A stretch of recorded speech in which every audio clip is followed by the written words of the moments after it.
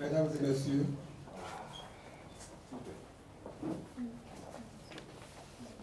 hommes et femmes des médias, bonjour et merci d'avoir répondu à l'appel de la plateforme Synergie pour le dialogue et la réconciliation. Le dialogue politique initié par le gouvernement de la République de Côte d'Ivoire s'est achevé le 4 mars 2022. La plateforme qui s'est organisée pour renchérir sur ce dialogue va vous entretenir, va vous dire ce qu'elle pense de ce dialogue et faire des propositions. Cette rencontre sera présidée et animée par la première dame, Madame Simone Ivé-Bagou. Je voudrais donc vous laisser, vos journalistes et hommes de médias avec elle, afin qu'elle vous entretienne. Merci donc pour cette présence.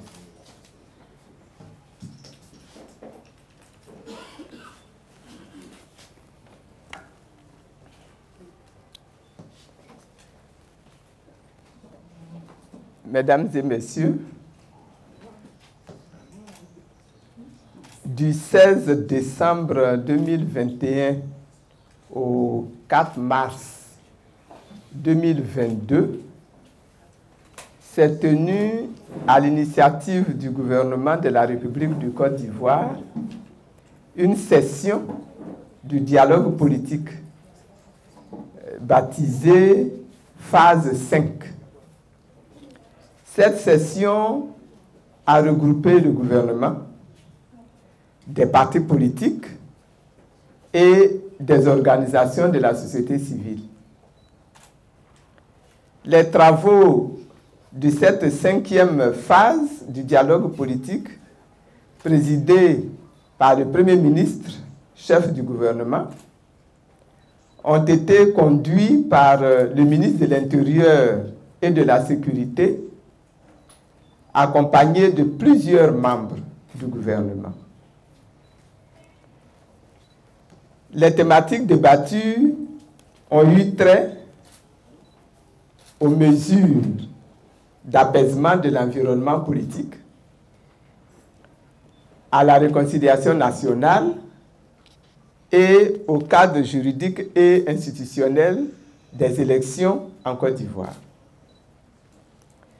À l'issue de cette session du dialogue politique, le rapport final paraphé par 48 participants, dont 21 au titre des partis politiques et groupements politiques, et 26 au titre des organisations de la société civile, a fait 13 recommandations principales.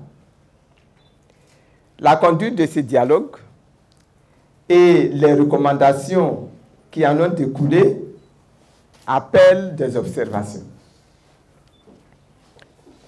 Première observation sont les observations relatives à la conduite même du dialogue. Le dialogue dans un État est par essence un outil de renforcement de la paix et de la cohésion sociale. Il est donc avantageux qu'un tel événement réunisse toutes les composantes de la nation dans leur représentation.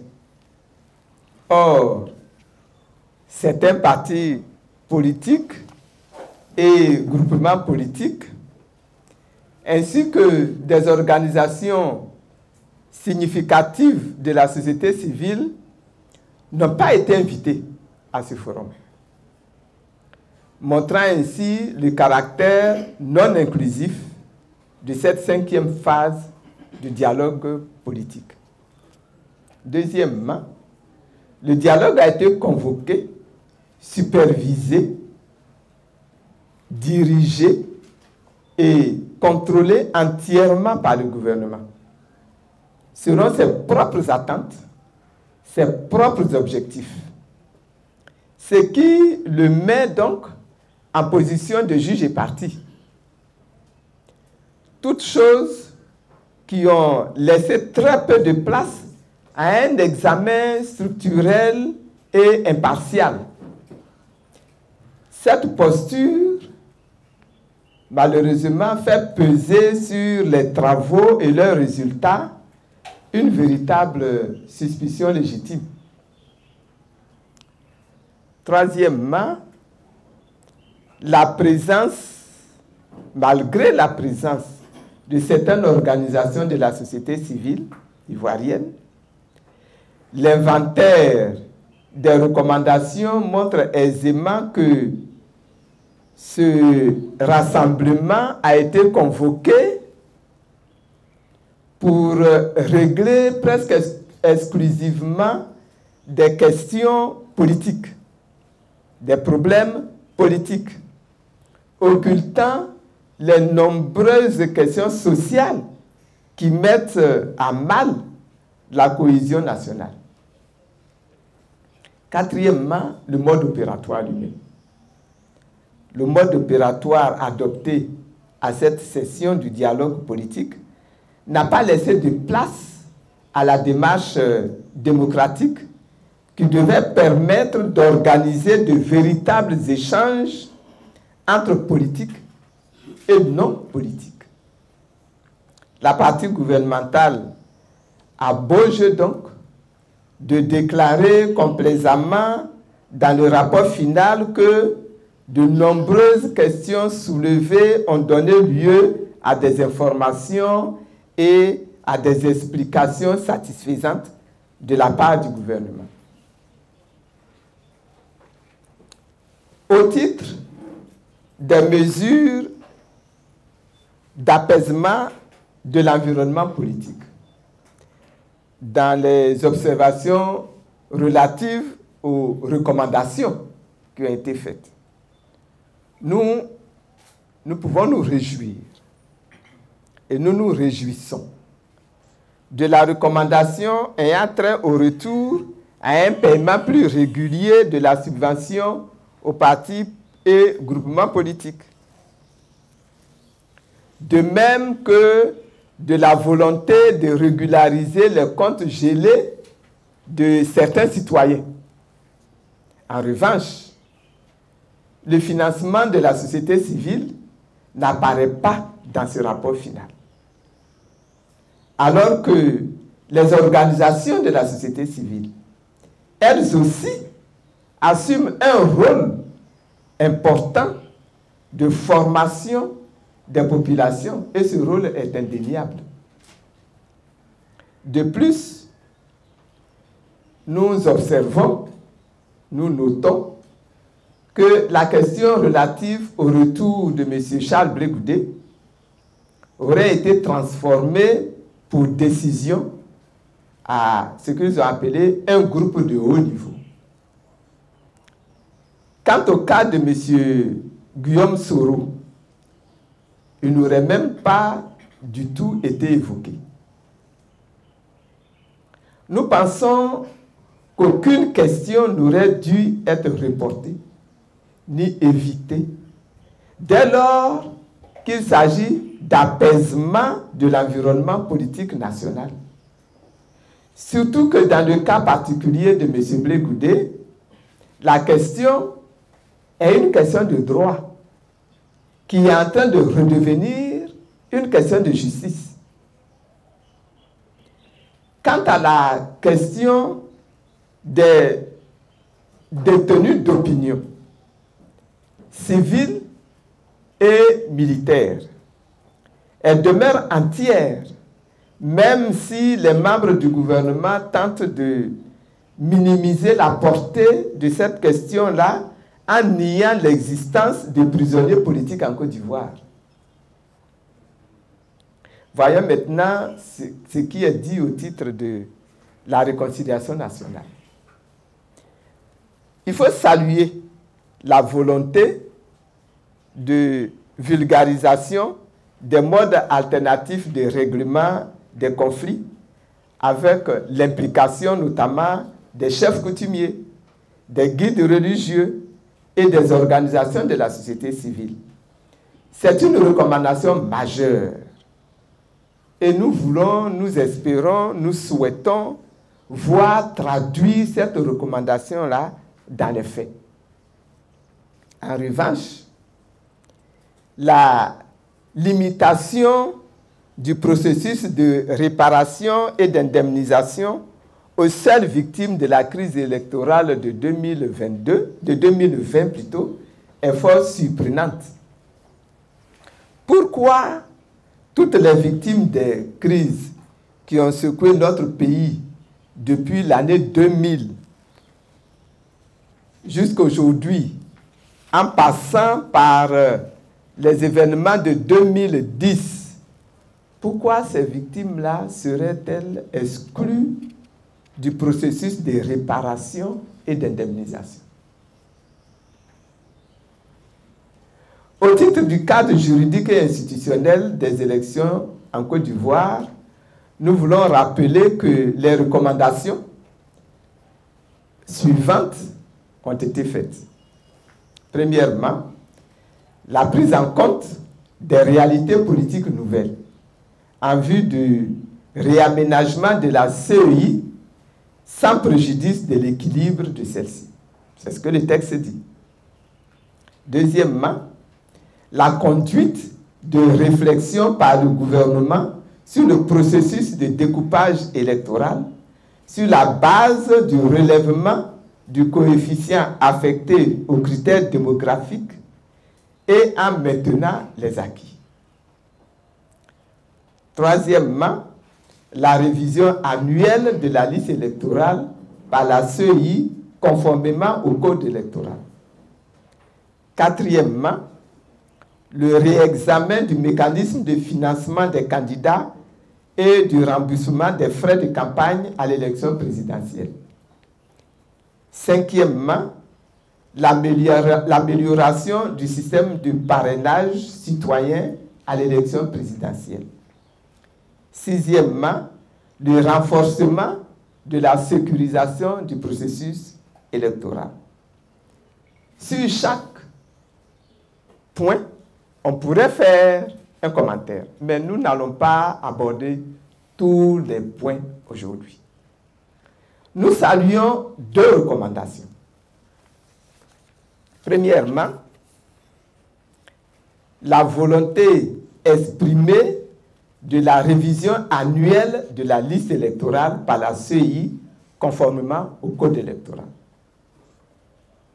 Très important. Et qui modernise notre système électoral.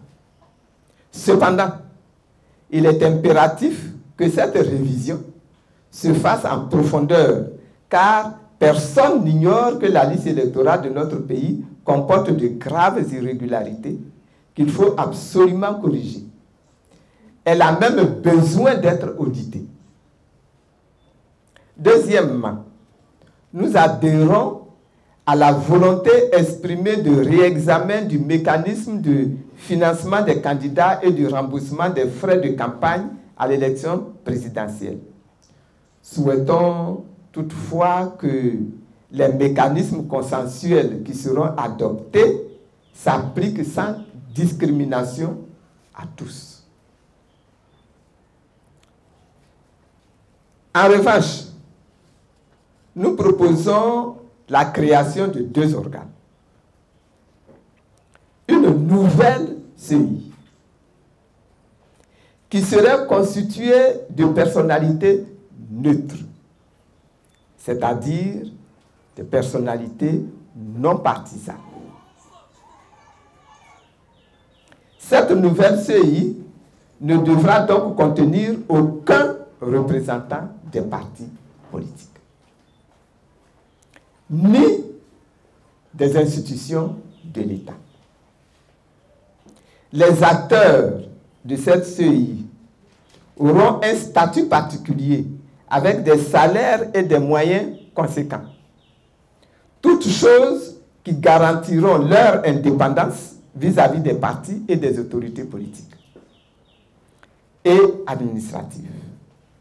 Ils seront recrutés par appel d'offres et en dehors des partis et mouvements politiques.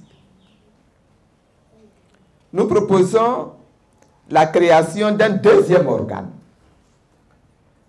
que nous appelons l'Observatoire des élections. Et cet Observatoire des élections sera chargé de l'observation des élections. Cet organe sera constitué de représentants du gouvernement, de représentants des partis et mouvements politiques et de représentants de la société civile. Ils observeront toutes les élections, toutes les étapes du processus électoral. Ce dialogue a retenu également la conduite de réflexion par le gouvernement sur le processus de découpage électoral. L'intention affirmée est de relever le coefficient affecté aux critères démographiques tout en maintenant les acquis. C'est ce que le texte dit. Cette intention révèle la volonté de laisser les choses en l'état en donnant l'impression de les changer. Car ce sont justement les acquis actuels qui sont en question, qui nécessitent que l'on revoie le découpage électoral. Si les critères sont modifiés, les acquis devraient être nécessairement également modifiés. Parce que c'est faire justice que d'appliquer les mêmes critères à tout le monde. On ne peut pas modifier les critères et puis maintenir des acquis qui n'émanent pas, qui ne sont pas déduits de ces critères. Au titre du cadre de suivi, le mécanisme de suivi des recommandations de cette session du dialogue politique n'a pas été indiqué.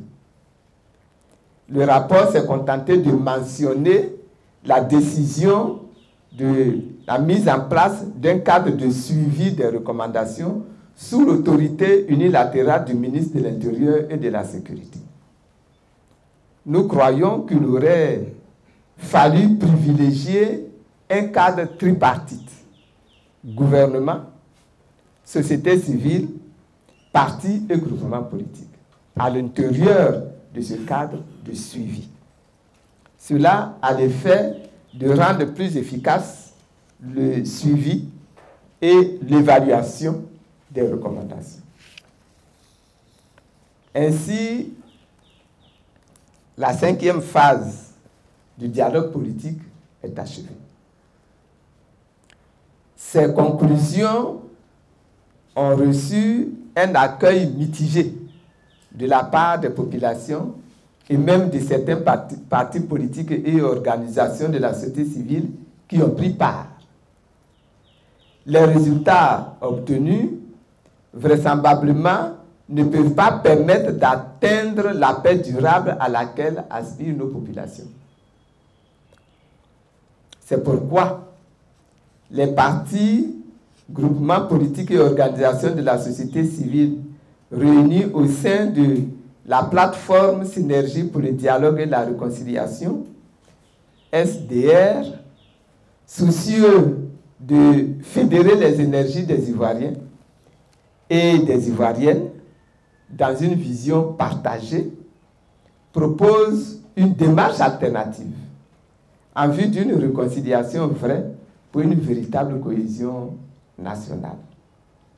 La SDR est engagée dans un processus de réflexion nationale et inclusive autour des points suivants: la sécurité et les questions foncières, la justice et la réconciliation nationale, les réformes constitutionnelles, les réformes électorales la sécurisation de l'état civil, l'immigration, l'intégration et les relations extérieures, les affaires économiques et sociales.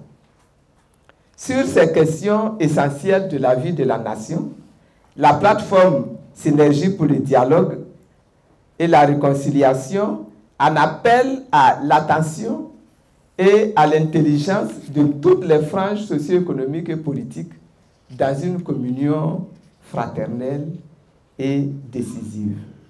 Elle se propose d'aller écouter le peuple tout entier à travers tout le pays ainsi que toutes les forces vives. La plateforme interrogera le génie de chacun et proposera à la nation le fruit des réflexions collectives. Nous avons bon espoir que cette synergie d'intelligence contribuera à apporter des réponses consensuelles aux questions majeures que toute la nation se pose aujourd'hui. C'est pour cette raison que nous lançons un appel à l'adhésion massive de tous au projet de la plateforme. Ensemble, nous relèverons tous les défis.